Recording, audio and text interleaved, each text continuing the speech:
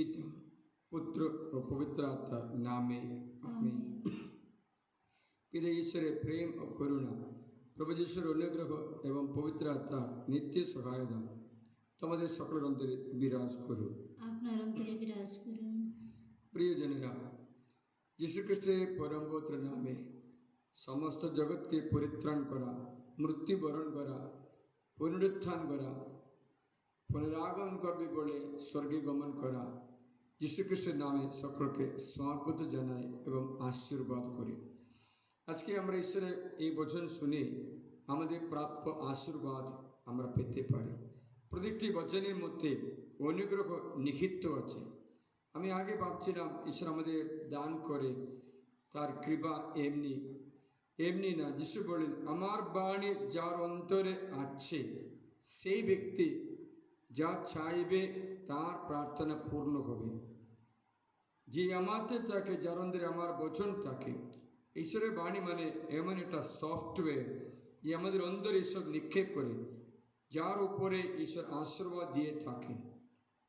তাই আজকে ঈশ্বরের বাণী আমরা শুনে আশীর্বাদ পাওয়ার জন্য মা মারিয়া মধ্যস্থতা যাচনা করি। প্রণাম মারিয়া, প্রসাদ পূর্ণা, প্রভু তোমার সহায়, তুমি নারীগুলি ধন্য, তোমার গর্ভফল যিশু ধন্য।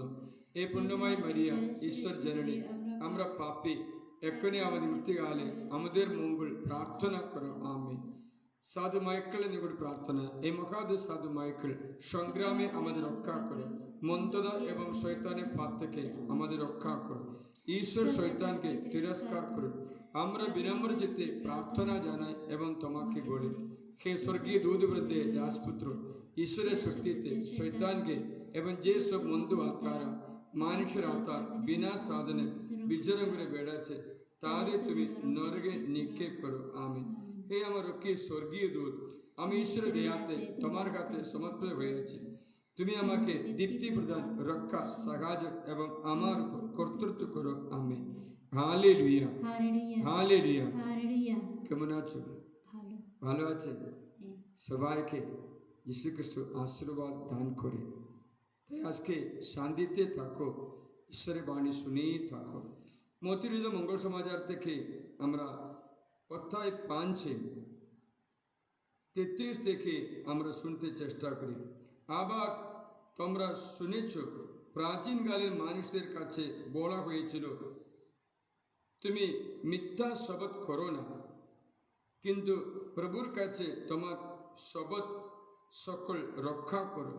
কিন্তু আমি তোমাদের বলছি, কোনো শপথও করো না স্বর্গের দিব্য দিয়ে নয়, কেননা তা ঈশ্বরের সিংহাসন, পৃথিবীর দিব্য দিয়ে নয়, কেননা তা তার পাদপীঠ, জেরুসালেমের দিব্য দিয়ে নয়, কেননা তা মহান রাজার নগরী, তোমার নিজের মাতার দিব্য দিয়ে নয় শপথ করো না, যেহেতু এক গাছি চুল সাদা বা কালো করার সাধ্য তোমাদের নেই।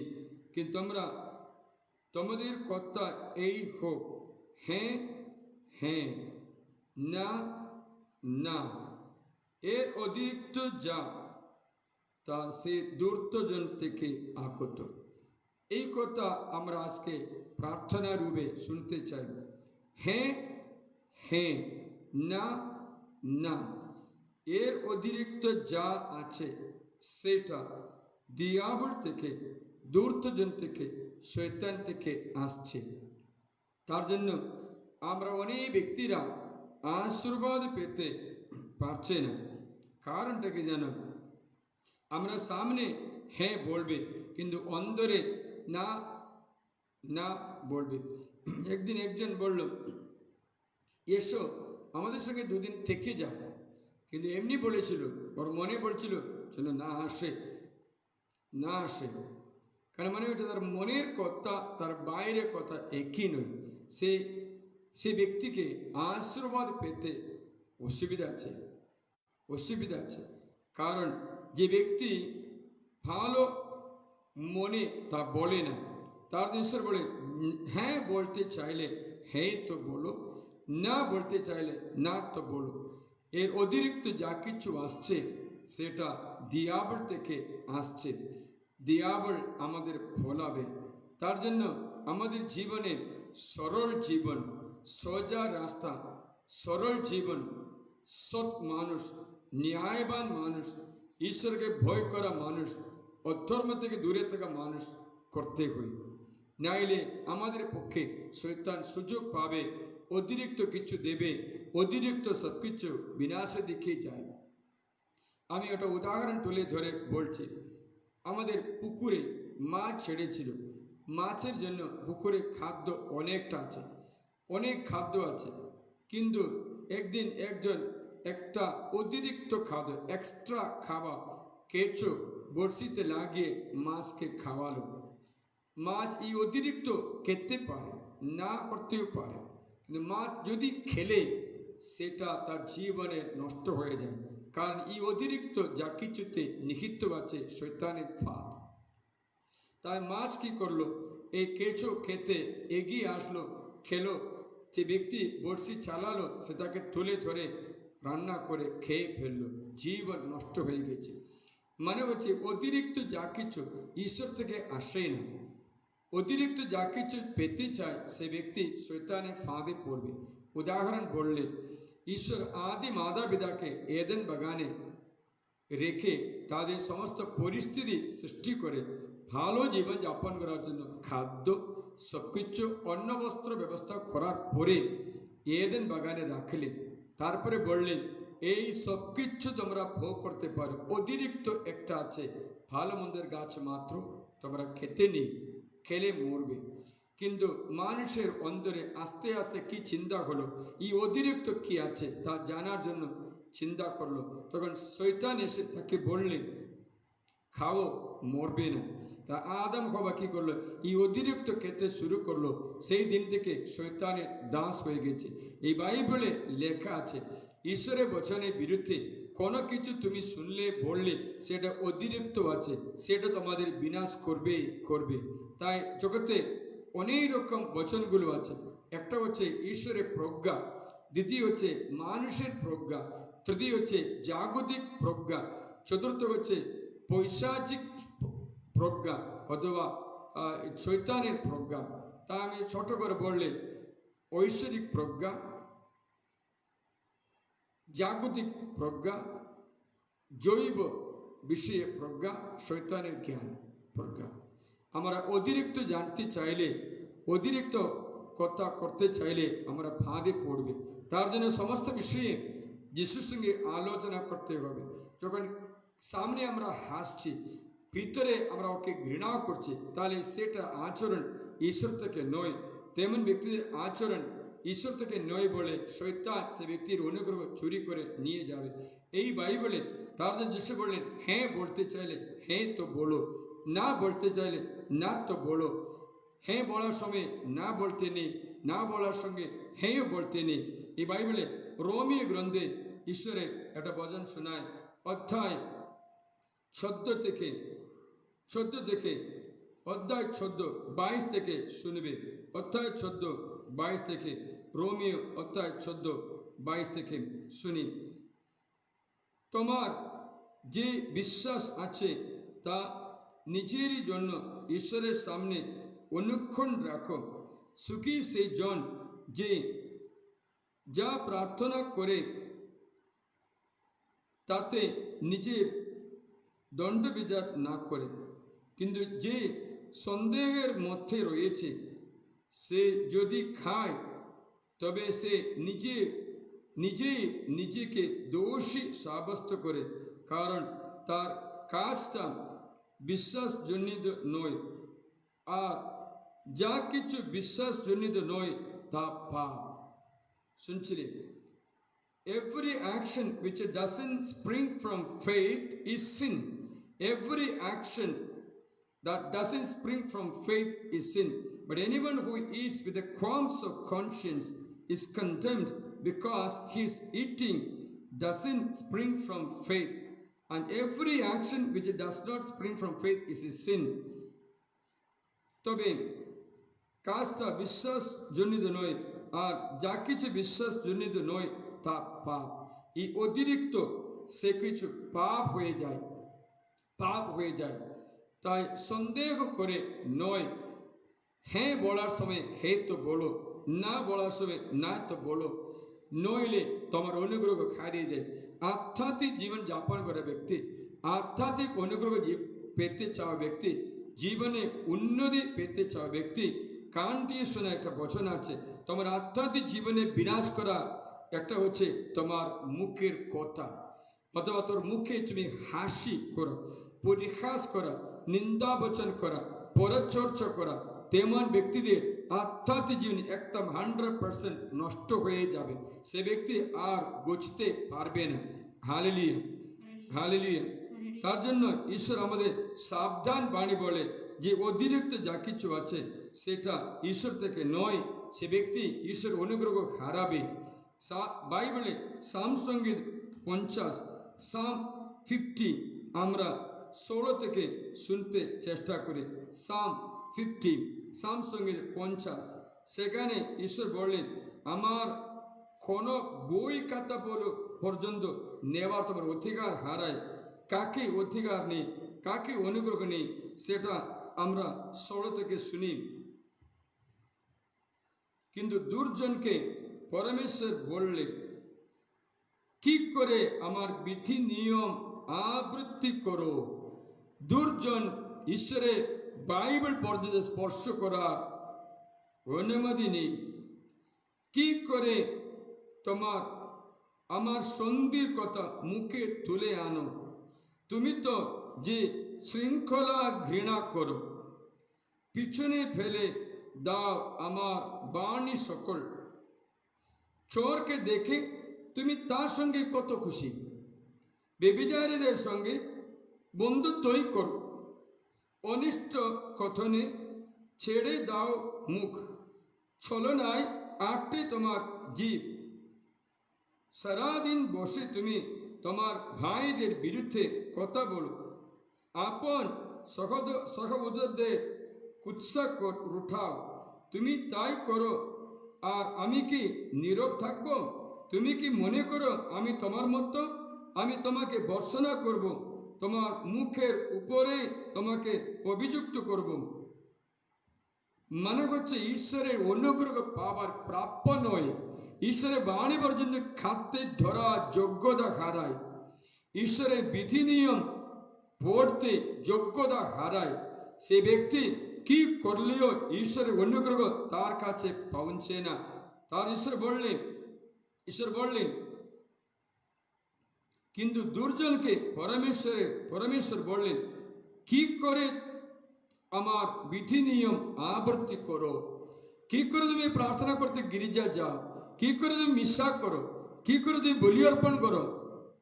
তুমি তোমার ভাইয়ের বিরুদ্ধে মিথ্যা রটায় চর্চা করে, অথবা মুখে অসন্তুষ্টজনক বচন পড়ে, তারপরে কি করে আমার আশীর্বাদ পেতে পারে। অনেক ব্যক্তিদের আশীর্বাদ নষ্ট হওয়ার কারণও তাই অভিষিক্ত ব্যক্তি ঈশ্বর অনুগ্রহ পাওয়া চেষ্টা করে ব্যক্তি জগতের কথন থেকে, দুষ্ট বচন থেকে, খারাপ ব্যক্তিদের সঙ্গ থেকে নিজেকে দূরে রাখো। আজকে তুমি অনেক সময় এই জগতের বচন, তা হতে পারে মোবাইল দ্বারা, টিভি দ্বারা, কোনো মাধ্যম দ্বারা, জগতের বচনের পিছনে সময় কাটালে কি করে ঈশ্বরের বচন তুলে পড়ার ক্ষমতা পায়। একজন ছেলে এসে বলল, আমি বাইবেল পড়তে চাই, কিন্তু বাইবেল খুলে পড়লে সঙ্গে সঙ্গে ঘুম আসছে, কিচ্ছু স্মরণ করতে পারছে না, পড়তে পারছে না। আমি বললাম, তোমার হৃদয় জাগতিক দিয়ে ভরে গেছে, সেখানে ঐশ্বরিক কিছু স্থান নেই। তার এখানে ভুটো করে এই জাগতিক সবকিছু বের করে দাও, তাহলে ঐশ্বরিক সবকিছু ঢুকাতে জায়গায় পাবে। হালেলুয়া, হালেলুয়া, হালেলুয়া। একদিন আমি একটা রেকর্ড করলাম, সেই সময় মোবাইল হঠাৎ বন্ধ হয়ে গেল, কারণ মোবাইল অন্দরে স্পেস নেই, অনেক জাঙ্গ তার মধ্যে ছিল। তার জন্য আবার রেকর্ড করতে বাধ্য হলো। কারণটা কি? এই মোবাইলে যে জাঙ্গগুলো ছিল তা ডিলিট করতে হলো, ডিলিট না করলে নতুনটা নিতে পারে না। আজ তোমাদের মাথায় কি আছে তুমি নিজে চিন্তা করো। এই জগতের চিন্তা, অন্য মানুষের পক্ষ থেকে পাওয়া আঘাতগ্রস্তের চিন্তা, দুর্ঘটনার চিন্তা, রোগের চিন্তা, পাপের চিন্তা, ব্যভিচারের চিন্তা, ঝগড়া অশান্তির চিন্তা, পরচর্চার চিন্তা, যা কিছু দিয়ে তুমি তোমার মাথা ভরে দিলে সেখানে কি করে ঈশ্বরের অনুগ্রহ নিতে পারে, তুমি কি করে প্রার্থনা করতে পারো, করলে তোমার প্রার্থনা কি করে স্বর্গে উঠবে। হালেলুয়া। আজ অনেক ব্যক্তিরা নিজের মাথায় কি কি রাখছে, কি কি নিক্ষেপ করছে তা জানে না। অনেক ব্যক্তিরা এই জগতের জাঙ্গুগুলো রেখে দিচ্ছে, তারপরে তারা অনুগ্রহ পেতে চায়, অনুগ্রহ পেতে যায়। তুমি কি মনে করছো আমরা যদি গমের বীজ বনে আঙ্গুর পাড়তে যাব, নাহলে ধান বীজ বনে আমরা কি সর্ষে কাটতে যাব, আমরা আম গাছ লাগালে আমরা পাড়তে যাব, ওরকে আমরা পাবো আঙ্গুর গাছ থেকে আঙ্গুর তো পাবো, ডুমুর গাছে ডুমুর তো পাবো। তেমনি আমরা যা নিক্ষেপ করেছি মাথায় সেটা তো আমরা পাই। তাই ঈশ্বরের বচন নিক্ষেপ করতে হলে বাকি বচনগুলো বাতিল করা একটা বড় কাজ করতে হবে, কাজ করতে। কারণ ঈশ্বর বলে অভিশপ্ত সে মানুষ যে মানুষের কথায় কান দেয়, মানুষের কথায় কান দেয় সে ব্যক্তি অভিশপ্ত হয়ে যায়। যেরমিয়া 17:5 লেখা আছে সে ব্যক্তি কোনো অনুগ্রহ পায় না। অন্যদের বিচার করে, অন্যদের বিরুদ্ধে কথা বলে, অন্যদের দোষী আরোপ করে আমরা কি করে ঈশ্বরের আশীর্বাদ পাবো, কারণ সেও ঈশ্বরের সৃষ্ট। তার জন্য যেরমিয়া 17:5 বলে সে ব্যক্তি আশা করতে নেই ঈশ্বরের আশীর্বাদ পাওয়ার জন্য। আজ তুমি তোমার প্রার্থনা সাড়া পাচ্ছে না, তোমার মনের মধ্যে কি চিন্তা ঢুকিয়ে দিয়েছো, কার চিন্তা ঢুকিয়ে দিয়েছো? তোমার মনে অন্যদের চিন্তা ঢুকিয়ে দিলে ঈশ্বরের চিন্তার জন্য স্থান পাবে না। যখন আদম হওয়া শয়তানের চিন্তা মাথা ঢুকিয়ে দিল, গাছের ফুল খেলো, সেই দিন থেকে এদেন বাগান থেকে বাইরে যেতে হলো, অনুগ্রহ থেকে বাইরে যেতে হলো। সেখানে কান্নাকাটি শুরু করলো, অভিযোগ শুরু করলো, কাটা চোপের জীবন, মাথা কাম প্রায় ফেলে খাবার জোগাড় করে শুরু করলো। ভূমি যত ফসল দিচ্ছে না, কঠোরতর হয়ে গেল জীবন, কঠিনতর হয়ে গেল জীবন। কারণ তুমি যার কথা শুনলে সে ব্যক্তির মতো চলে গেলে, ঈশ্বর থেকে বঞ্চিত হয়ে গেলে। তাই ঈশ্বর আশীর্বাদ করছেন, কিন্তু আশীর্বাদ অনেক ব্যক্তিরা পাচ্ছে না। বাইবেল বলছে সে ব্যক্তি বাইবেল হাতে তুললে বাইবেল পড়তে পারবে না, পড়লে স্মরণ করতে পারবে না, কারণ মাথায় অন্য কোনো কিছু ঢুকে দিয়েছে। আজকে তো মাথা এটা খালি করতে হবে যে ঈশ্বরের নয়, যা ঊর্ধ্বলোকের নয়, সে বিষয়ে বাকি সবকিছু ডিলিট করে নতুন করে আজকে জীবন শুরু করি। তোমরা জানো তো সাপ বছরে বছরে তার চামড়া পাল্টায়, গাছ বছরে বছরে তার পাতা ফেলে দিয়ে নতুন পাতা ধরে। তাহলে তুমি কেন বছরে বছরে অন্তত তোমার ব্রেনটা, তোমার মাথাটা, তোমার জীবনটা যাচাই করে পুরানো সবকিছু বাতিল করে দেই না কেন? দিলে তো নতুন নতুন আঙ্গুর রস রাখতে পারবে। যিশু নিজে বলে না নতুন আঙ্গুর রস পুরানো চামড়া ফিস্তিতে রাখা যাবে না, রাখলে ফিস্তি পেটে যাবে এবং আঙ্গুর নষ্ট হয়ে যাবে। আজ অনেক ব্যক্তিরা পুরানো জীবনের অন্তরে ঈশ্বর আশীর্বাদ রাখতে চায়, কিন্তু হচ্ছে না, অনুগ্রহ নষ্ট হয়ে যায়। নতুন রাখো রস নতুন চামড়া ফিস্তিতে রাখা উচিত। ঈশ্বর তাই বলেন। তাও ঈশ্বরের বচন, ঈশ্বরের অনুগ্রহীত বচন রাখার জায়গায় তোমাদের হৃদয়, সেখান থেকে সবকিছু দূর করে একটু আত্মসূচিক্রিয়া করতে হয়। হালেলুয়া, হালেলুয়া, হালেলুয়া। সেই বাইবেল বলছেন তুমি দুর্জনকে পরমেশ্বর বলছেন তুমি কি করে আমার বিধি নিয়ম আবৃত্তি করো, কি করে আমার সন্ধির কথা মুখে তুলে আনো। তুমি তো যে শৃঙ্খলা ঘৃণা করো, উচ্ছৃঙ্খল জীবন যাপন করে, কোনো নিয়ম নেই। কখন খুশি তখন উঠে, কখন খুশি তখন ঘুমাতে যাচ্ছ, যখন খুশি খেতে যাও, যখন খুশি নেই খাইনি। দিদি শৃঙ্খলা কোথায় আছে? তোমার জীবনে ডিসিপ্লিন কোথায় আছে? ঘৃণা করে সে ব্যক্তির কোনো অনুগ্রহ চিরস্থায়ী থাকবে না। কারণ অলস ব্যক্তির মন শয়তানের বাসগৃহ, সে ব্যক্তির মাথায় শয়তান খারাপ চিন্তা ঢুকিয়ে দেবে, প্রতিশোধের চিন্তা ঢুকিয়ে দেবে, বিনাশের চিন্তা ঢুকিয়ে দেবে, হিংসার চিন্তা ঢুকিয়ে দেবে, অলসতার চিন্তা ঢুকিয়ে দেবে, পরচর্চার চিন্তা ঢুকিয়ে দেবে। সে ব্যক্তি আবার নিজের মধ্যে সংকটাপন্ন অবস্থায় লড়াইতে ভিতরে একটা লড়াইতে জীবন যাপন করতে হয়। তার ঈশ্বর বললেন, তুমি তো শৃঙ্খলা ঘৃণা করো, পিছনে ফেলে দাও আমার বাণী সকল, আমার বচনে তোমার গুরুত্ব দেনি, তাই পিছনে ফেলে দিচ্ছ।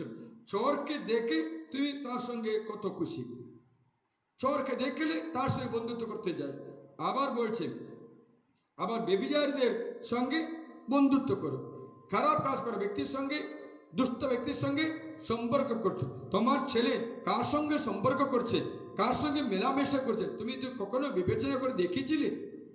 দেখো তুমি কার সঙ্গে সম্পর্ক করছো। চোরের সঙ্গে কথা বলছে, সম্পর্ক করছে, মাতালের সঙ্গে সম্পর্ক করছে, নেশা ব্যক্তির সঙ্গে সম্পর্ক করছে, এবং বেবিচারীদের সঙ্গেও খুশি। তোমার মুখের কথা কি আছে, সবসময় তুই কি খাবার ঘরে এসে কি কি আলোচনা করছো, কি বিষয়ে কথা বলছো।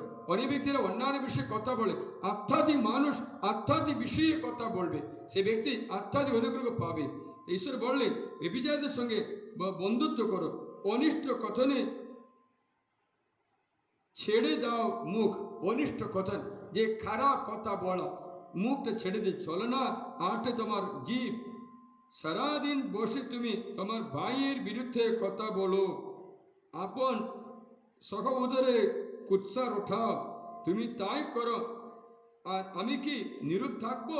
ঈশ্বর বললেন, অনুগ্রহ হারায়। তার জন্য এই বাইবেলে একটা 150 সাম আছে, সাম সঙ্গীত 150 আছে, কিন্তু তার প্রথম সাম সঙ্গীতের প্রথম বচনটা কি জানো?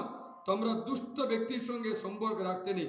ঈশ্বরের অনুগ্রহীত জন হতে হলে, ঈশ্বরের আশীর্বাদে পাত্র হতে হলে, এই পৃথিবী তুমি ভালো মতো গসতে হলে, সতেজ সবুজ হতে চাইলে, তোমার উন্নতি চাইলে, ঈশ্বর তোমাকে বলেন দুষ্ট সংসর্গ, দুষ্ট ব্যক্তির সাথে কথোপকথন বন্ধ করে দাও। সুখী সেই মানুষ দুর্জনদের মন্ত্রণা যে চলে না, সুখী সেই মানুষ পাপীদের পথেও দাঁড়ায় না, বিদ্রুপকারীদের আসরেও যে বসে না। শুনেছিলেন ঈশ্বর বললেন এই সামসঙ্গীতে 150 সামসঙ্গীতে প্রথম সামসঙ্গীতে প্রথম বচন বলে, তুমি পাপীদের সঙ্গে মিশতে নেই। Blessed is anyone who rejects the advice of the wicked, and does not take a stand in the path the sinners tread, and who does not sit in the company with the cynics. বিদ্রুপকারীদের সঙ্গে বসে না। একজন retreat করতে আসলো, ভালো হয়ে গেল, ফাদারদের কথা শুনে, ঈশ্বরের বাণী শুনে সিদ্ধান্ত নিল আজ থেকে আর মদ খাবোই না। সে ব্যক্তি সিদ্ধান্ত নিয়ে আশীর্বাদে বাড়ি যায়। বাড়ি গিয়ে 1 মাস 2 মাস 3 মাস 4 মাস 5 মাস হলো, ঠিকমতো চলে। তাই তারপরে একবার কোনো বিবাহ উৎসবে গিয়েছিল, সেখানে সবাই মদ খাচ্ছে। তখন এই বললো, আমি তা খাবো না, আমি তো সব ছেড়ে দিয়েছি। ও তুমি নাকি এক সাধু? হ্যাঁ, পৃথিবীতে কোনো পুরুষ আছে রে, একটু না খেলে পুরুষত্ব কোথায়? তুমি পুরুষ, তাহলে একটু খেতে দেখাও না যে আমরা সবাই খাই। তোমার ভাবছো আমরা সবাই পাপী, তুমি মাত্র সাধু। এরকম কথন করে কথা বলে বলে তাকে বশীভূত করলো। তারপর তার হাতে 1 গ্লাস মদ দিয়ে দিল, তুমি খাও, খেলে কি হবে? অল্প খেলে কি কেউ মরে যাবে না তো? অল্প খেলে কোনো পাপ হয় না, বেশি না খায়, অল্প খাও। কোনো বারবার কথা বলে, কথা দ্বারা তাকে বশীভূত করে, তারপর সে মদ খেয়ে ফেলেছে, মাতাল হয়েছে, আবার আগেকার জীবন শুরু করে দিয়েছে। তুমি কার সঙ্গে বন্ধুত্ব করছো, কার সঙ্গে তোমার আলাপ? বিদ্রুপকারীদের আসরে কেন বসেছো? বিদ্রুপকারী আসরে কেন বসেছো? তার কথা শুনতে কেন গিয়েছো? সঙ্গে সঙ্গে উঠে চলে যেতে হতো তো, ও সম্পর্কে খেটে দিতে হতো তো, কিন্তু তুমি করোনি। তারপরে কি হলো?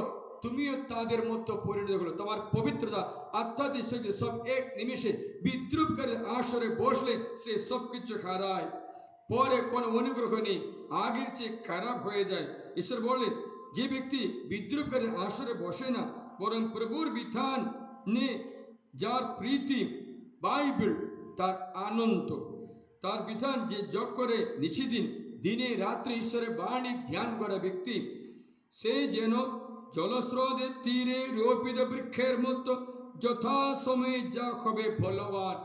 জলস্রোতের তীরে রোপিত বৃক্ষ মানে বলছে অনাবৃষ্টি হলেও কোনো ভয় নেই, জলস্রোতের দিকে শিকড় বাড়ায়, তার পাতা ম্লান হবে না, সবুজ হয়ে ফল তার বিরোধ থাকবে না, ফল ধরে থাকে, যার পাতা হবে না ম্লান, যে যা করে সে সবই সার্থক হবে।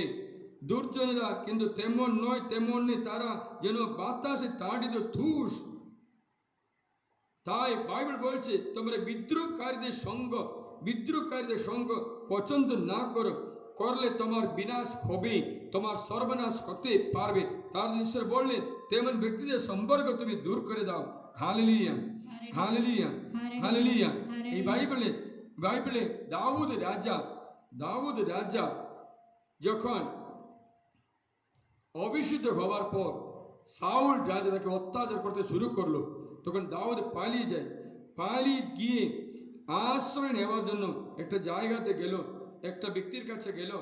সেই পুরোহিত কাছে গিয়ে বলল, আমাকে কিছু খেতে দাও, আমাকে একটু খড়গ কিছু থাকলে দাও, যেন আমি যুদ্ধ করতে যাই। তখন সে কি করলো, তাকে একটা গলিয়াতের খড়গ দেওয়া হলো, সেখানে খাবারও দিয়েছে। কিন্তু সেই সময় সেখানে একজন বিদ্রোহকারী ছিল, তার নাম হচ্ছে দোয়েক নামে একটা বিদ্রোহকারী ছিল। সে কি করলো, সে রাজা সাউলের কাছে গিয়ে বললেন, আমি দেখতে পেলাম আজকে দাউদকে ওই আবিমেলেক আশ্রয় দিল, সেকে খাবার দিল, খড়গ দিল।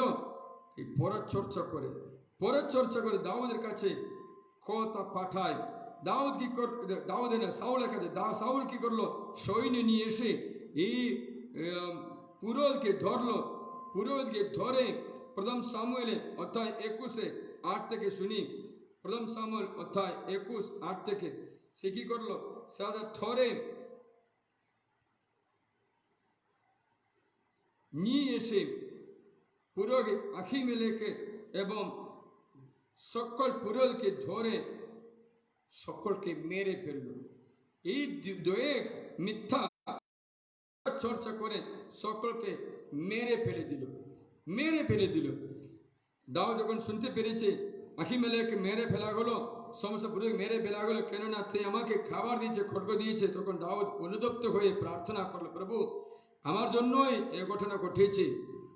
মনে রাখো, এই দোয়েক পরচর্চা করা দোয়েক পরে তার জীবনে কি হয়েছে জানো? আমি আজকে এই দোয়েকের জীবনে একটু পড়াশোনা করলাম। ঈশ্বরের এই বাইবেলে লেখা আছে, সাম সঙ্গীত 52 তোমরা পড়তে পারো। সেখানে দাউদ নিজে এই দোয়েকের ভবিষ্যৎ বলে দিয়েছে। দোয়েকের ভবিষ্যৎ দাউদের সম্বন্ধে পরচর্চা করা, তাকে বাঁচানোর জন্য বলে না, বিনাশ করার জন্য বলা। দোয়েকের কথা শুনি, হে প্রতাপশালী মানুষ, কেন দুষ্কর্ম নিয়ে গর্ব করো?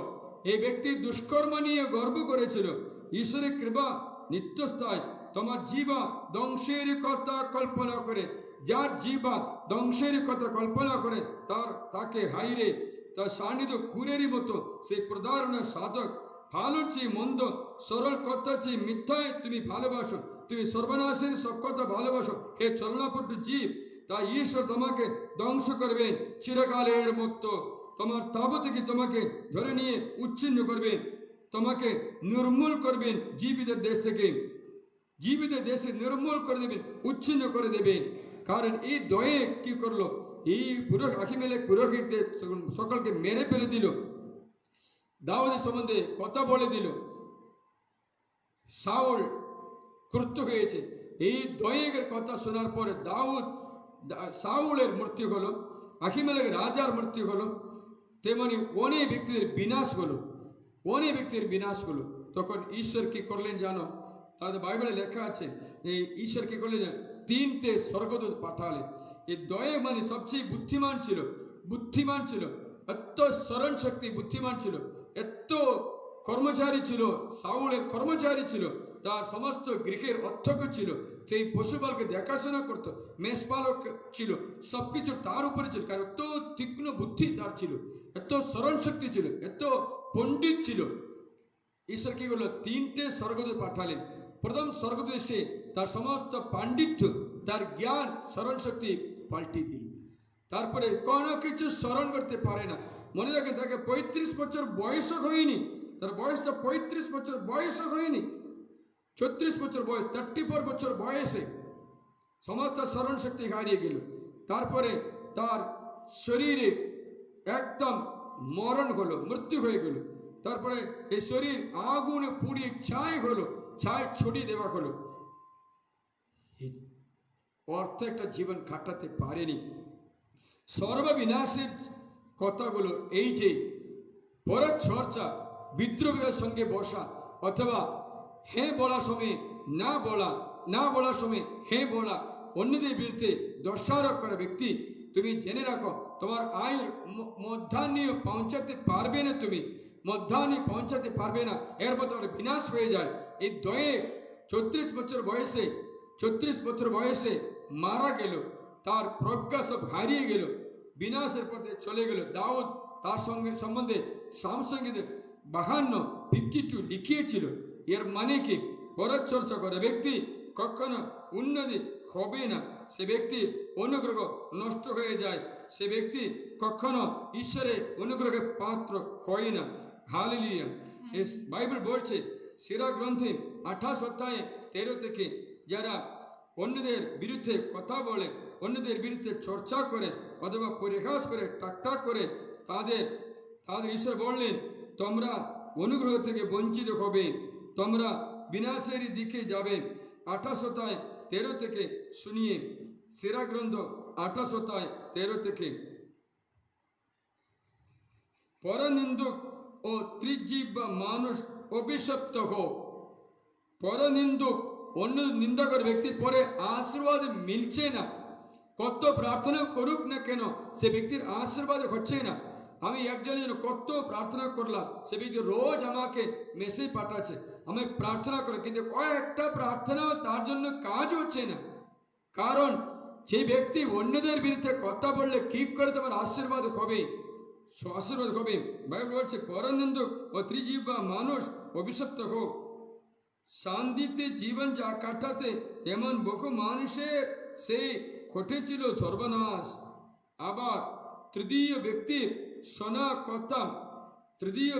শোনা কথা অনেকে শান্তি নষ্ট করেছে, তাদের এক দেশ থেকে অন্য দেশে তাড়িয়ে দিয়েছে, নানা শক্তিশালী নগর ধ্বংস করেছে, বলবান কতগুলো কুল উল্টিয়ে দিয়েছে। তৃতীয় ব্যক্তির শোনা কথা উত্তম বধূকে পরিত্যক্ত অবস্থায় ফেলেছে, তাদের শ্রমের ফল বঞ্চিত করেছে। তাকে যে মনোযোগ দেয় সেই তার আর কখনো মনে শান্তি হবে না। পরচর্চা করা ব্যক্তি মাত্র নয়, যে পরচর্চা ব্যক্তির কথা শোনা ব্যক্তিও শান্তি পাবে না। যদি তোমার কাছে এসে একজন অন্যদের বিষয়ে কথা বলে, তুমি তা শুনতে নেই, বলো আমি শুনতে চাই না, বলে উঠে যালে চলে যাও, তা শুনতে নেই। কারণ তুমি শুনলে তোমার কোনো প্রয়োজন হবে না, মাত্র না তোমার নিজেরই শাস্তিও হবে। যা অন্যদের কথা শুনে, অন্যদের চর্চা করে শোনা ব্যক্তি আশীর্বাদ নয়, শাস্তি পায়। বাইবেল বলছে তৃতীয় ব্যক্তির শোনা কথা উত্তম বধূকে পরিত্যক্ত অবস্থায় ফেলেছে, তাদের শ্রমের ফল বঞ্চিত করেছে। আবার বল, তাকে যে মনোযোগ দেয় সে আর কখনো মনে শান্তি পাবে না, জীবনে সে তার কখনো সুখ দেখবে না। কষাঘাতে গায়ে দাগ উঠে,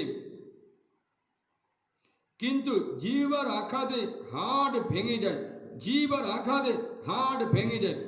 কষাঘাত করলে, লাঠি দিয়ে মারলে শরীরে দাগ দেখা যায়, কিন্তু অস্থি ভাঙে না। কিন্তু জিহ্বা দিয়ে মারলে, মানে পরচর্চা করলে, সে ব্যক্তির হাড় পর্যন্ত ভেঙে যায়, মানে হচ্ছে অতিরিক্ত ব্যথায় চলে যায়। তার বিষয়ে বললেন ও সুখী অনেকে খড়গের আঘাতে মারা পড়লো। অনেক ব্যক্তিরা এই জগতে খড়গের আঘাতে মারা পড়লো, কিন্তু ঈশ্বর বললেন কিন্তু আরো বেশি মারা পড়লো জিহ্বার আঘাতে। খড়গের আঘাতে কত কোটি লোক মারা গেছে, তাদের বেশি কোটি লোক জিহ্বার আঘাতে মারা গেছে। তার ঈশ্বর বললেন তোমার কথোপকথনে শ্রদ্ধা রাখো, যেন তোমার আশীর্বাদ বঞ্চিত না হয়, তোমার অনুগ্রহ বঞ্চিত না হয়। তুমি কি লাভ করবে অন্যের বিরুদ্ধে কথা বলে পরিহাস করলে? কোনো কারণে কোনো ব্যক্তিকে পরচর্চা অথবা নিন্দা করতে নেই, করলে বাইবেল বলছেন, আমি আগে তা বলেছিলাম, তোমাদের বন্ধন কঠিনতর হয়ে যাবে। এই বাইবেলে ইসাইয়া গ্রন্থে 28 অধ্যায় বলছে, তুমি পরিহাস করলে তোমার বিদ্রুপের কারণে তোমার শেকল আরো কঠিনতর হয়ে যাবে। বাইবেল বলছে 22 পদে 28 অধ্যায়ে ইসাইয়া গ্রন্থ চ্যাপ্টার 28 ভার্স 22, সুতরাং তোমরা তোমাদের বিদ্রোহ বন্ধ করো পাছে তোমাদের শেকল আরো শক্ত হয়ে যায়। মানে হচ্ছে কখনো আশীর্বাদ না পাওয়া পর্যন্ত তোমার দরজা বন্ধ হয়ে যায়, তোমার জীবন নষ্ট হয়ে যায়, তোমার বংশ ধ্বংস হয়ে যায়। বাইবেল বলছে তোমার শেকল কঠিনতর হয়ে যায়, আর খুলতে পারছে না, আর কাটতে পারছে না বলে ঈশ্বর বললেন বিদ্রোহটা বন্ধ করে দাও। তুমি অন্যদের পরিহাস করলে সেই পরিহাস তোমার উপরে চলে আসবে, তুমি নিজে পরিহাসে গ্রস্ত হবে।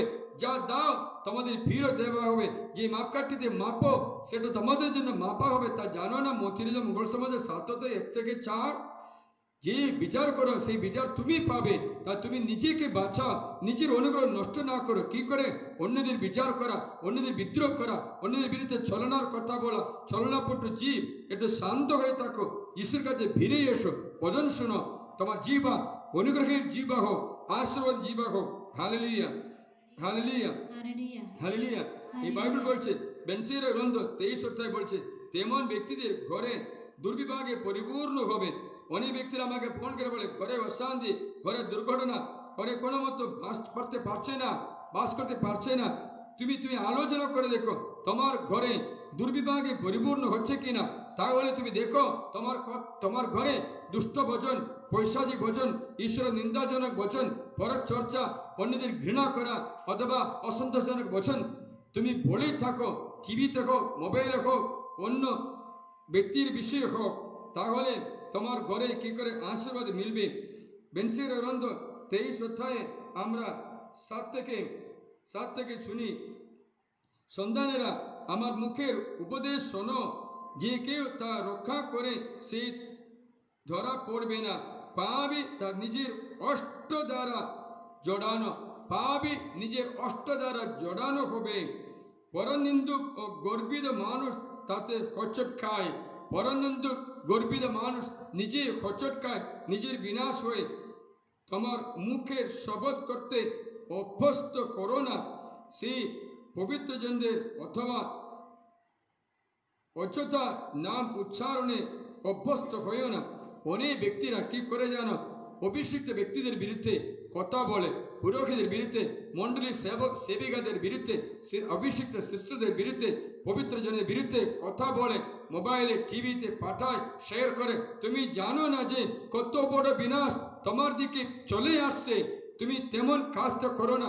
যদিও তারা অন্যায় করে, পাপ করে অথবা কোনো ছলনার পদস্খলনের কাজ করে, তুমি তা অন্যদের কাছে রটাও না। তোমার নিজের দাঁতের রোগ থাকলে কি করে তুমি নিজে সহ্য করতে হবে। তোমার জীবনে নিজে তো ক্ষতি হয়। তুমি অভিষিক্ত ব্যক্তিদের বিরুদ্ধে মোবাইলে, ইন্টারনেটে, হোয়াটসঅ্যাপে যা মুখে আসে সেইটা বলেই থাকো, নাকি তুমি জানো না প্রত্যেকটি কথনের জন্য হিসাব রাখা হবে। তুমি যদি আজকে না জানো, এ কথা শুনে বুঝে নাও। ঈশ্বর বললেন তোমার প্রত্যেকটি বচনের হিসাব রাখা আছে। বাইবেলে ঈশ্বর নাকি বৃথায় বলেন বিচারের দিনে সে সমস্ত কথনগুলো ডেকে আনা হবে। এই বাইবেলে মতিরাজা মঙ্গল সমাজের যিশু বলছেন অধ্যায় 12 পদের সঙ্গে 37 স্মরণে রাখো, কারণ আপনার মুখের কথার ভিত্তিতে আপনাকে ধার্মিক বলে সাব্যস্ত করা হবে, আবার আপনার মুখের কথার ভিত্তিতে আপনাকে দোষী বলে সাব্যস্ত করা হবে। আবার ঈশ্বর বললেন 34 পদে, আমি আপনাদের বলছি মানুষ যত ভক্তিহীন কথা বলে বিচারের দিনে তার প্রত্যেকটার জন্য কৈফিয়ত দিতেই হবে। যত ভক্তিহীন কথা বলে প্রচার করে সবটার জন্য একটা কৈফিয়ত চাইবে বিচারের দিনে। তার জন্য আজ তুমি খুশি হচ্ছে অন্যদের বিষয়ে কথা বলে, তাহলে জেনে রাখো তোমার জন্য একটা কৈফিয়ত রাখা হবে, প্রত্যেকটি বচনের একটা হিসাব রাখা আছে। আজকে অন্যদের পাপের কথা শুনে তুমি মোবাইলে পাঠাচ্ছ, অন্যদের দেখাচ্ছ, সাবধানে থাকো। তুমি ভালো জিনিসগুলো শোনাও, ভালো জিনিসগুলো পাঠাও, পাপের বিষয় নেই, রক্ত ছলনাপট বিষয় নয়।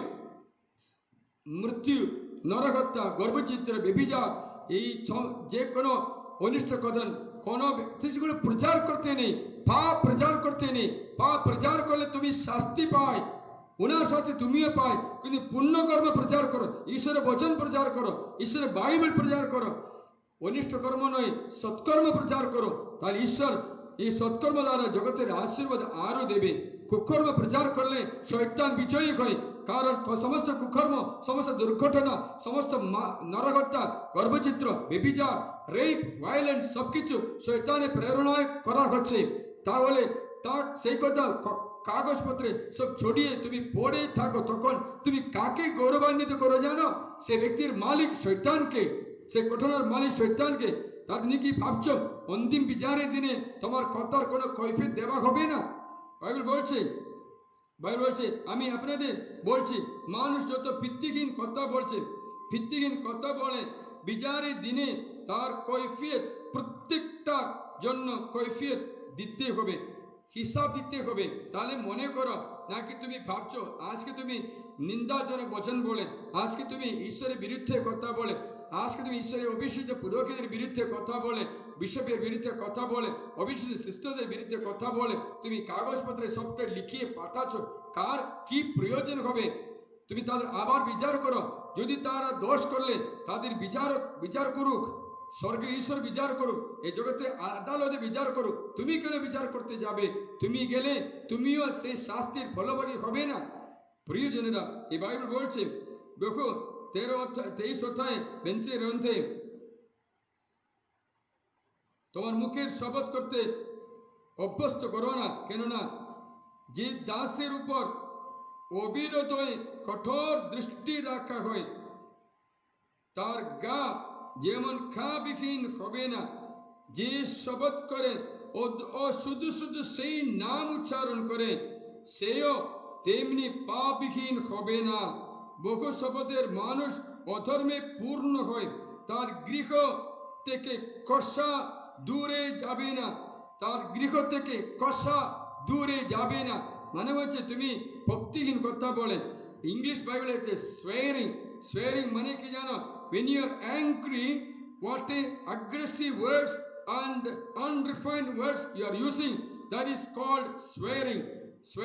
বাইবেল ইংলিশে বলছে যারা swearing করে মানে কি, তুমি যখন রুক্ত হয়ে রাগ করে এই কথাগুলো বের করে কি বলে, এই ভক্তিহীন কথাগুলো, মানে হচ্ছে তার জন্য কঠোর একটা শাস্তি নিহিত আছে, সবটাতে কৈফিয়ত দিতে হবে। হালেলুয়া, হালেলুয়া, হালেলুয়া, হালেলুয়া, হালেলুয়া, হালেলুয়া। তাই বেঞ্চের গ্রন্থে 23 অধ্যায় 12 থেকে বলছি, তোমরা ভক্তিপ্রাণ মানুষ সেসব দূর করে দেবে। ভক্তিপ্রাণ মানুষ সেটা আলাদা থাকবে।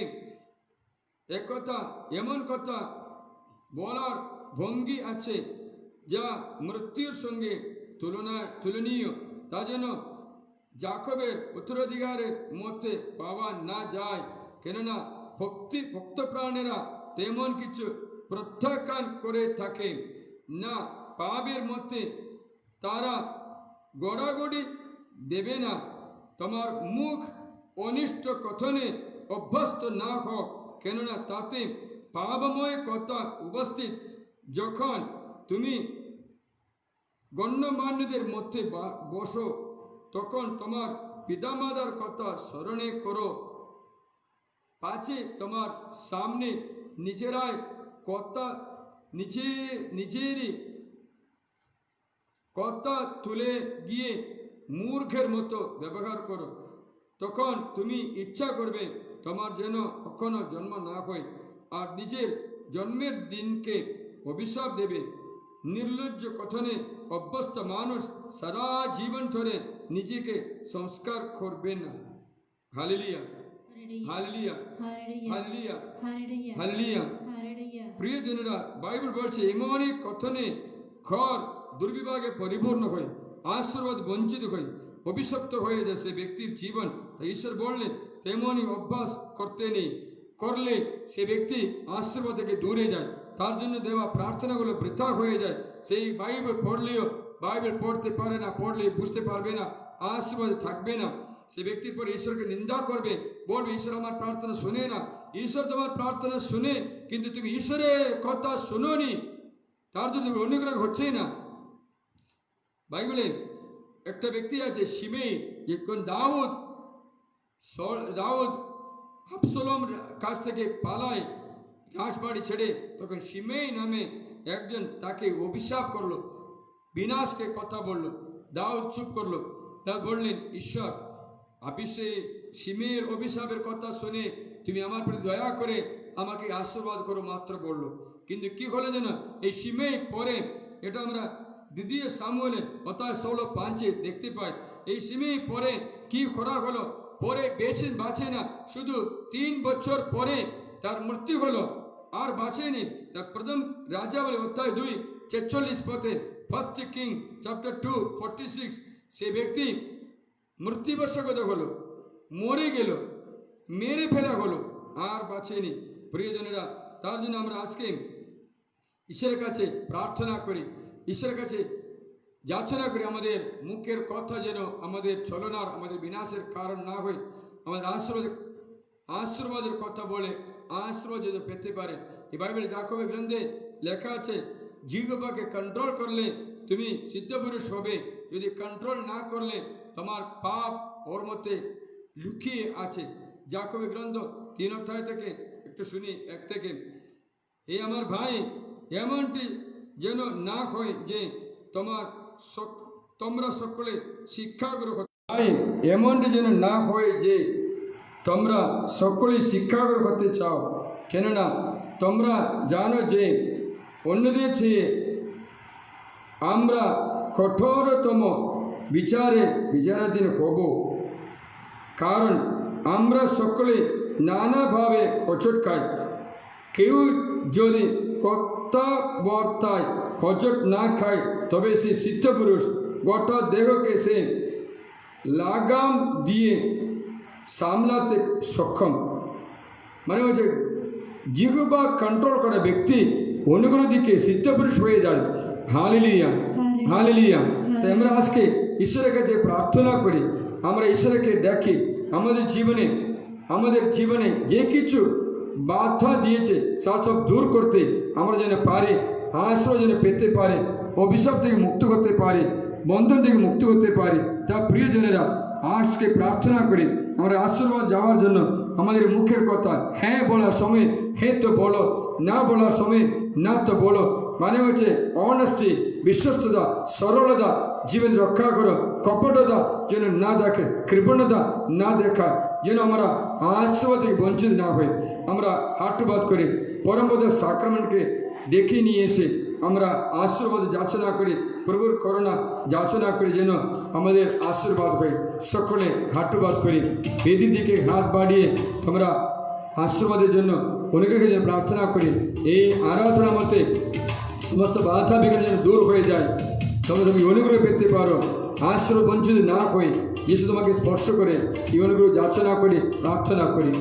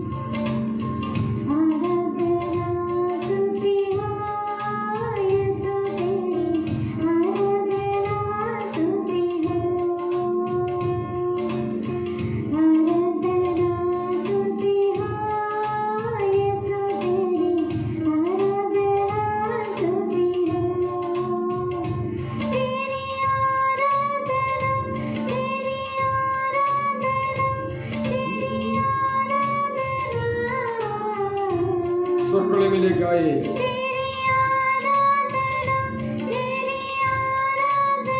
ईश्वरीय आराधना हमारे समस्त पाप बंधन मुक्त कर दाओ प्रभु छोटता থেকে মুক্ত করে দাও প্রভু ওই পুরানো পাপ বন্ধন কেটে দাও প্রভু জীব পাপ জড়তা দূর করে দাও প্রভু কষ্ট যেন পরিশুদ্ধ হয় তোমার পরিশুদ্ধ হলে হয়ে যায়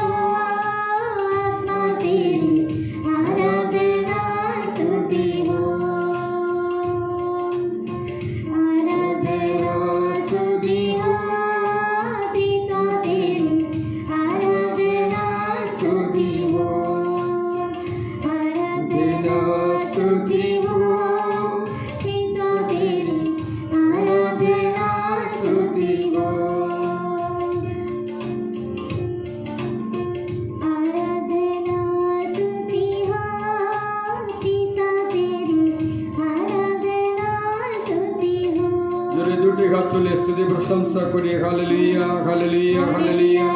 প্রভু যিশুর নাম বলে প্রার্থনা করো, দিনে পুরানো সবকিছু দূর করে আমরা নতুন জীবন শুরু করি। প্রভু কোনো বছরের দ্বারা পাওয়া সমস্ত আঘাতগুলো সুস্থ হয়ে যায়, অন্যদের কথা শুনে পাওয়া আঘাতগুলো সুস্থ হয়ে যায়। বিদ্রোহকারীদের জীবন বিনাশ আটে, তার জন্য বিদ্রোহকারীদের বন্ধ করে দে। ও প্রভু যিশু, আমরা অনেক ব্যক্তিদের জন্য বিনাশ ঘটিয়েছি, অনেক ব্যক্তির বিরুদ্ধে কথা বলেছি। প্রভু আমাদের ক্ষমা করে দাও, আশীর্বাদ করে দাও প্রভু, শক্তি দাও প্রভু। আমাদের প্রার্থনা পূর্ণ হয়ে, আমাদের প্রার্থনা পূর্ণ হয়ে আমাদের আশীর্বাদে পাত্র হয়ে যায় প্রভু। হালেলুয়া, হালেলুয়া, হালেলুয়া, হালেলুয়া, হালেলুয়া, হালেলুয়া, হালেলুয়া, হালেলুয়া, হালেলুয়া, হালেলুয়া, হালেলুয়া, হালেলুয়া, হালেলুয়া, হালেলুয়া, হালেলুয়া, হালেলুয়া, হালেলুয়া, হালেলুয়া, hallelujah. Ishwari Aradhana, hallelujah, hallelujah. Thank you Jesus and praise you Lord. We worship you Lord, we glorify you Lord. Hallelujah, hallelujah, hallelujah, hallelujah, hallelujah, hallelujah, hallelujah, hallelujah, hallelujah, hallelujah, hallelujah, hallelujah, hallelujah, hallelujah, hallelujah। এই বাইবেলে সবচেয়ে বড় প্রবক্তা ছিল প্রবক্তা Jeremiah. প্রবক্তা Jeremiah অনেক অনেক ঈশ্বরের বাণী দিয়ে অনেক ব্যক্তিদের পরিবর্তনের কথা বলে অনেক অলৌকিকভাবে ঈশ্বরের বচন দিল, কারো মুখ না দেখে কথা বলল। কিন্তু জেরেমিয়া কখনো একবার আশীর্বাদ থেকে বঞ্চিত হয়েছে। জেরেমিয়া বলেছে, আমাকে আশ্চর্য হচ্ছে না কেন, আমার জীবনটা ভালো হচ্ছে না কেন? আমি অন্যদের বিষয়ে আপনার কথা বলেছিলাম, অন্যদের সতর্ক করেছিলাম, অন্যদের দোষী বলেছিলাম, অন্যদের আমি প্রশ্ন করেছিলাম, কিন্তু আমার জীবনে কষ্ট কেন, আমার জীবনে দুঃখ কেন, আমার আঘাতগুলো সুস্থ হচ্ছে না কেন, আমার ঘা সেরে উঠে না কেন? তখন ঈশ্বর বললেন, তোমার মুখের কথা ঠিক না, তোর মুখের কথা ঠিক না। তুমি যদি মুখের কথা ঠিক করো তাহলে তুমি আমার জীবামত্ত হবে। জেরেমিয়া জিজ্ঞাসা, কোথায় আমার ভুল? ঈশ্বর তাকে জেরেমিয়াকে জানিয়ে দিলেন। আমি তোমাদের শোনাচ্ছি। জেরেমিয়া একবার যখন অর্থ প্রচার করার সময়, অনেক ব্যক্তিকে প্রতিরোধ করার সময় তার মুখে এমনই কথা আসছে, তা শুনে তার ক্লান্ত হয়ে পড়েছিল। জেরেমিয়ার মুখে এরকম কথা হাসছিল, জেরেমিয়ার মুখের কথা এরকম দেখতে পাচ্ছেন। প্রভু আমাকে বললেন, যদিও মসিহ শামুয়েল ওর আমার সামনে দাঁড়াতো, তবুও আমি এই জনগণের প্রতি আনন্দ করতাম না। আমার সামনে থেকে তাদের দূর করো, তারা চলে যাক। আর যদি তারা তোমাকে জিজ্ঞাসা করে কোথায় চলে যাব, তবে তাদের বলো, প্রভু কথা বলছেন, মৃত্যুর পাত্র মৃত্যুর হাতে, খড়গের পাত্র খড়গের হাতে, দুর্ভিক্ষের পাত্র দুর্ভিক্ষের হাতে, বন্দিদশার পাত্র বন্দিদশার হাতে। এরকম কথা বলেই থাকে। সবাই রাগ করে, সবাই ঝগড়া করে, তার জেরেমিয়াকে মারপিট ঝগড়া করে। তখন জেরেমিয়া ক্লান্ত হয়ে দূরে গিয়ে একটু বিলাপ করে। সেই বিলাপটা কি জানো? জেরেমিয়া বলেন, হায় রে, আমি সমস্ত দেশে কলহ বিদ্রোহদের মানুষ হতে, তুমি যে আমাকে প্রসব করেছ তুমি কেন আমাকে প্রসব করেছ? ধারো নিনি, অথচ সকলে আমাকে অভিশাপ দেয়। প্রভু, আমি কি যথাসাধ্য তোমার সেবা করিনি? সংকট ও অমঙ্গলের দিনে আমি কি শহরে শত্রু হয়ে তোমার কাছে মিনতি করিনি? লোহা কি উত্তর দেশীয় সেই লোহা ও ব্রোঞ্জ ভাঙতে পারবে? জেরেমিয়া নিজেকে বলে, হায় রে, আমাকে মা কেন প্রসব করে মারে না কেন? প্রসবের সময়কে মেরে ফেলে না কেন? আমাকে কেন জন্ম দিয়েছে? নিজের মুখে এই অসভ্য কথা আসছে। তার বিষয়ে বললেন, তারপরে তোমার কোনো অনুগ্রহ মিলে না। তুমি সবই জানো, প্রভু আমাকে স্মরণ করো, আমার যত্ন নাও, আমার পক্ষে আমার নির্যাতকদের যোগ্য প্রতিফল দাও। তোমার ধৈর্যের ফলে আমাকে যেন ছিনিয়ে নেওয়া না হয়। জেনে রাখো, আমি তোমার খাতিরে দুর্নাম সহ্য করেছি। তোমার বাণীগুলো পেলেই আমি তা গিলে ফেলতাম। তোমার বাণীগুলো ছিল আমার পুলক, আমার মনের আনন্দ। কেননা হে প্রভু সেনাবাহিনী পরমেশ্বর, আমি তোমার আপন নাম বহন করতাম। সবই ঠিকই আছে, ঈশ্বর বাণী আনন্দ বেশি আছে, ঈশ্বর বাণী তো প্রচার করছে, কিন্তু মুখের কথাটা ঠিক না। একবার জেরেমিয়া নিজেকে অভিশাপ দিল, নিজে মাকে অভিশাপ দিয়ে বলেছে, কেন আমাকে প্রসব করেছো? ওরকম কথা বলতে নেই। সেই কারণে জেরেমিয়া আঘাত সুস্থ করতে চায় না। জেরেমিয়া বলেছেন, আমার যন্ত্রণা নিত্যস্থায়ী কেন প্রভু? প্রতিকারের অধীন আমার এক ক্ষত কেন নিরাময় হতে অস্বীকার করে? সত্যি তুমি আমার কাছে এমন কুটিল জলস্রোত মতো, যার জল নির্ভরযোগ্য নয়। প্রভু তখন এই বলে উত্তর দিলে, তুমি ফিরে এলে আমি তোমাকে ফিরিয়ে আনব, যেন তুমি আমার সাক্ষাতে দাঁড়াতে পারো। তুমি হালকার চেয়ে বহুমূল্যই কথা ব্যক্ত করলে তবে নিজেই হবে আমার মুখের মতো। ওরা তোমার কাছে ফিরে আসবে, কিন্তু তোমাকে ওদের কাছে ফিরে যেতে হবে না। ঈশ্বর বললেন, তুমি যদি হালকার চেয়ে বহুমূল্যে কথা ব্যক্ত করলে তবে নিজেই হবে আমার মুখের মতো। জেরেমিয়া গ্রন্থ 15 অধ্যায় পুরা পড়বে। আমি যে পড়েছিলাম তা জেরেমিয়া গ্রন্থ 15 অধ্যায় থেকে আছে, 15 অধ্যায় থেকে আছে। জেরেমিয়ার কান্নাকাটির দুঃখ, তার মুখের কখনো খারাপ কথা বের হলো, তারপরে কথা নিরাময় করছে না, জীবনে কষ্ট হয়ে গেছে। প্রিয়জনরা, যদি প্রবক্তা জেরেমিয়ার মুখে কথনে জেরেমিয়া কত কষ্ট হয়েছে, তাহলে আমাদের মুখের কথা কত কষ্ট দেবে, আমাদের নিজেদেরকে কত কষ্ট দেবে। Hallelujah, hallelujah. আজকে নিজের কথা, নিজের বচনগুলো স্মরণ করে প্রভুর কাছে ক্ষমা চাও। প্রভুর কাছে বলো, প্রভু আমার জিহ্বা পরিশুদ্ধ করো, যেন জিহ্বা আশীর্বাদে জিহ্বা হতে পারে, যেন আমি আশীর্বাদ পেতে পারি।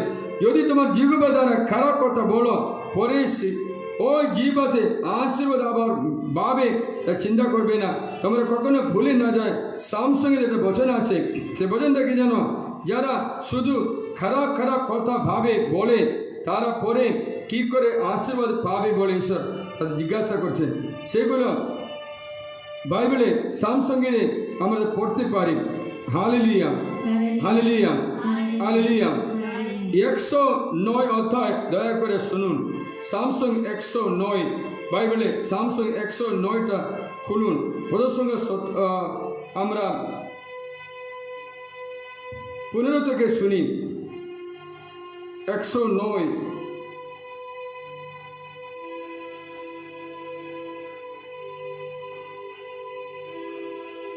কেননা ও দয়া করতে ভুলে গেছে, বরং দিনহীন নিঃস্ব ভগ্নগ্রস্ত মানুষকে মৃত্যুর দিকে ধাওয়া করল। ও অভিশাপ ভালোবেসেছে, ওর নিজের উপরে তা এসে পড়ুক। আশির বচনে প্রীত ছিল না, ওর কাছ থেকে তা দূরে থাকুক। ও অভিশাপ পরিধান করল পোশাকের মতো, তা ওর অন্তরে জলের মতোই, ওর হাড়ে তেলের মতোই ঢুকুক। হোক ওর গায়ে জড়ানো বসনের মতো, ওর কোমরে বাঁধা কটিবন্ধিনীর মতো। যারা আমার বিরুদ্ধে অভিযোগ তোলে, আমার প্রাণের বিরুদ্ধে অনিষ্ট কথা বলে, এ হোক তাদের জন্য প্রভুর প্রতিদান। হালেলুয়া, হালেলুয়া, হালেলুয়া। মুখে আশীর্বাদ নেই, মুখে সবসময় বিনাশের কথা বলে। বাইবেলে তাই তাকে দেওয়া হবে, তাই তাকে দেওয়া হবে। আমরা আমাদের মুখের কথা, মুখের কথাগুলো স্মরণ করি, মুখে স্মরণ করি, বাইবেলের বচনগুলো আমরা ভুলে না যাই। ভুলে না যায়। এবার বলছেন অভিশাপ পরিধান করলে পোশাকের মতো আশীর্বচনে প্রীত ছিল না, মানে হচ্ছে আমাদের শত্রুদেরও আশীর্বাদ করেনি, তার আশীর্বাদ ফিরে আসে কি করে শুনছিলেন। আজকে আমরা বসে একটু আলোচনা করি প্রভু যিশুর অনুগ্রহ থেকে আমরা বঞ্চিত হয়েছে কিনা, আমরা কি ভালোবাসি বলতে, কঠোর ভাষা শক্ত ভাষা অন্যদের বিরুদ্ধে মন ভেঙে পড়ার মতো কথোপকথন করেছিলেন, তাহলে আজকে অনুতাপ করে প্রভুর কাছে ক্ষমা চাও যেন তোমার কথনে তোমার অনুগ্রহ নষ্ট না হয়, তোমার বচনে কারণে তোমার বিনাশের না হয়, অভিশাপ যেন না করে, বিনাশের কথা না বলে, দুষ্ট কথা না বলে আমাদের আশ্রয় পেতে পারে। হালেলুয়া। আজকে প্রার্থনা করে প্রভু যিশুর নামে তোমার উপরে আশীর্বাদ বসে দেখো, তোমাদের জীবনে এই পর্যন্ত লুকিয়ে রাখা আশীর্বাদ ফিরত ঈশ্বর দান করে, তোমার জীবনে আজ পর্যন্ত বাধার মধ্যে রাখা সমস্ত আশীর্বাদ এখন বাঁধন খুলে তোমার দিকে চলে আসুক, তোমার ঘর দুর্বিপাকে নয় আশীর্বাদে ভরিয়ে যাক, তোমার জীবন তোমার শরীর তোমার ছেলে মেয়ে আশীর্বাদে ভরিয়ে যাক। যদি কখনো ছেলে মেয়ের বিরুদ্ধে ছেলে মেয়েকে রাগ করে অভিশাপের কথা বললে পরে কি করে তার আশীর্বাদ হবে, তেমন ব্যক্তিরা তার ছেলে মেয়েকে আশীর্বাদের কথা বলো, অভিশাপের কথা বাতিল করো, বলো আমি তোমাকে আশীর্বাদ করি। যদিও দুষ্টমি করে, যদিও তোমার বিরুদ্ধে অনেক রাগ করে ঝগড়া করে, তবুও তুমি তার বিরুদ্ধে অভিশাপের কথা আশিস বিনা ভক্তিহীন কথা বলতে নেই। যদি বলেছিলেন তার ভবিষ্যতে লেগে যাবে, কাপড়ের মতো তেলের মতো লেগে যাবে। শুনছিলে তার জন্য আজকে তোমার কথোপকথন পরিশুদ্ধ হোক, যেন তোমার আশীর্বাদ হোক, তোমার মুক্তি হোক। আজকে প্রার্থনা করে অনেক ব্যক্তিদের আশীর্বাদ এখন ঈশ্বর খুলে দেবে, বন্ধন মুক্ত করে দেবে, যেন তুমি আশ্রয় পেতে পারো, তোমার ঘর তোমার ছেলে মেয়ে তোমার জীবন আশীর্বাদ পেতে পারো। কারণ আজ তুমি আশীর্বাদ এই বচনগুলো শুনে পরচর্চা পরনিন্দা অন্যদের বিরুদ্ধে বিচার করা সব কিছু খারাপ রটিয়ে দেওয়া সব কিছু বন্ধ করে দাও, যেন তোমার আশীর্বাদ হয়। হালেলুয়া, হালেলুয়া, হালেলুয়া, হালেলুয়া, হালেলুয়া, হালেলুয়া, হালেলুয়া, হালেলুয়া, হালেলুয়া, হালেলুয়া, হালেলুয়া। জয় যিশুর জয়, জয় পবিত্র আত্মার জয়। হালেলুয়া। হাঁটুপাত করি প্রভু যিশুর আশীর্বাদ পাওয়ার আমরা প্রস্তুত করি। আজকে তোমাদের অনেক ব্যক্তির আশীর্বাদ হয়ে গেছে, কারো কারো আজকে খুব কষ্ট ছিল, এমনই শরীরে এমন একটা ব্যথা চলে যেতে দেখতে পাচ্ছে, হাঁটুতে ব্যথাও, বুকের ব্যথাও চলে গেছে, গর্ভাশয় সম্বন্ধে রোগ চলে গেছে, কারো কোনো শুকিয়ে যেতে শুরু করেছে, কারো মনে অশান্তি ছিল শান্তি ঈশ্বর দান করেছে, কারো মনের ঈশ্বর তার পাপ স্মরণ করে দিয়েছে যেন অনুতাপ করার কৃপা পেয়েছে। প্রতিবেশীর বিরুদ্ধে কারোর বিরুদ্ধে আমরা কিছু বলো না, কারণ কি জানি ওদের দ্বারা ঈশ্বর তোমাকে আশীর্বাদ দিতে পাঠালে তুমি যদি তাদের সম্পর্ক কেটে দিলে ওদের দ্বারা আসা আশীর্বাদ নষ্ট হয়ে যাবে। তার জন্য আমরা প্রতিবেশীর বিরুদ্ধেও আমাদের বিদ্রোহ করা ব্যক্তির বিরুদ্ধেও কথা না বলে আশীর্বাদ করতে চেষ্টা করি, আশীর্বাদ ফিরত পায়। সাধু পিতর বলেছেন কটুবাক্যের বদলে কটুবাক্য নয়, আশীর্বাদ করো, আশীর্বাদ ফিরত পায়। এ ভজন শুনে আমরা আশীর্বাদ পেতে চেষ্টা করি। হালেলুয়া। এখন তেল জল নুনগুলো আশীর্বাদ করি, তারপরে পরবর্তী সাক্রামেন্টে আশীর্বাদ হবে। আজকে তোমার সাক্ষ্য দিতে পারবে, তোমার অনুগ্রহ যদি এসব দান করেছেন সেগুলো আমাদের কাছে পাঠাও, যেন অনুগ্রহ প্রকাশ পায়, যেন সবাই প্রভুতে বিশ্বাস করে আরও আশীর্বাদ পেতে পারবে। এখন নুন আশীর্বাদে প্রার্থনা করি।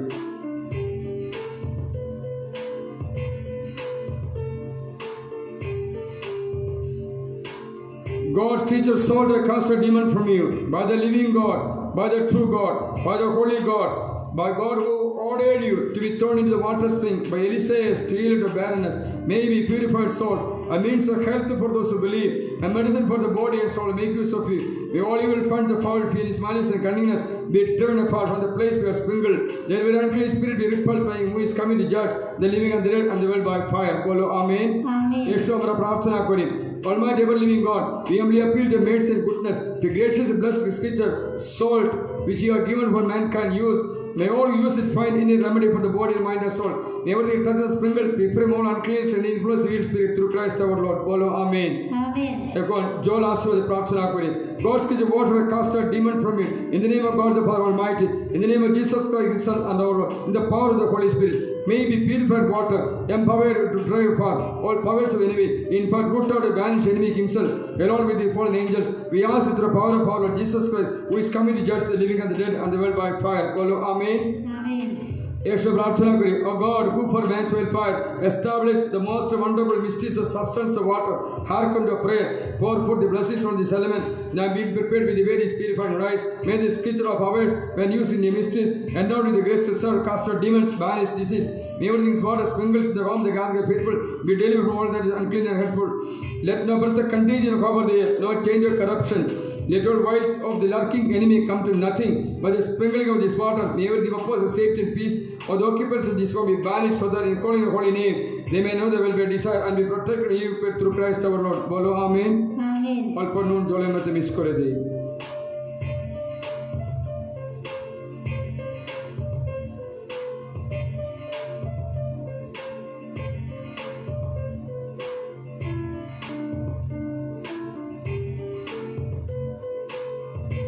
May the salt and water mixed into the Father and Holy Spirit. Amen. Yeshua Prarthana kari, Almighty, ever-living God, source of irresistible might, King of invincible realm, our glorious strong, rested the force of adversary, silence the uproar of his rage, while in somebody's wickedness, in our limited begin to God favorably.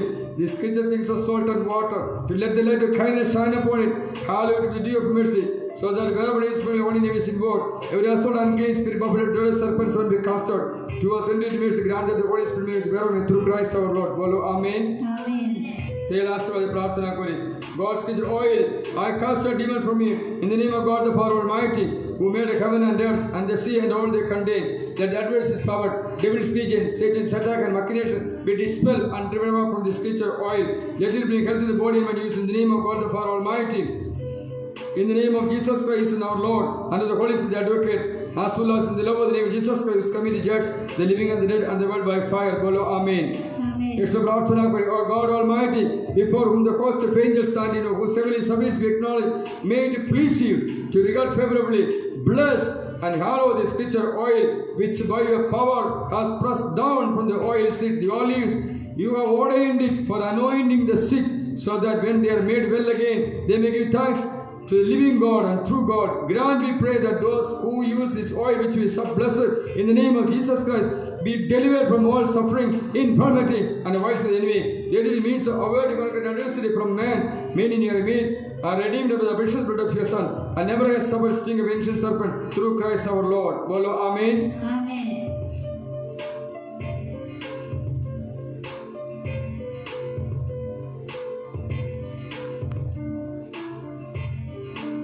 এখন আমরা হাতবাদ করি, পরবর্তী sacrament আশীর্বাদ গ্রহণ করি। এই video যদি তোমাদের পছন্দ হয়েছে, তোমরা অন্যদের শেয়ার করবে সবার কাছে, যতজনকে পাঠাতে পারো ততজনকে, একজন 50 জনকে 25 জনকে পাঠিয়ে তাদের বলো, সবার দিকে প্রচার করে ঈশ্বরের আশীর্বাদ পাওয়ার জন্য চেষ্টা করবে, হাতে হাত ধরে সহযোগিতার হস্ত বাড়াবে। ঈশ্বর তোমাদের আশীর্বাদ করবেন। হাঁটুবাদ করি।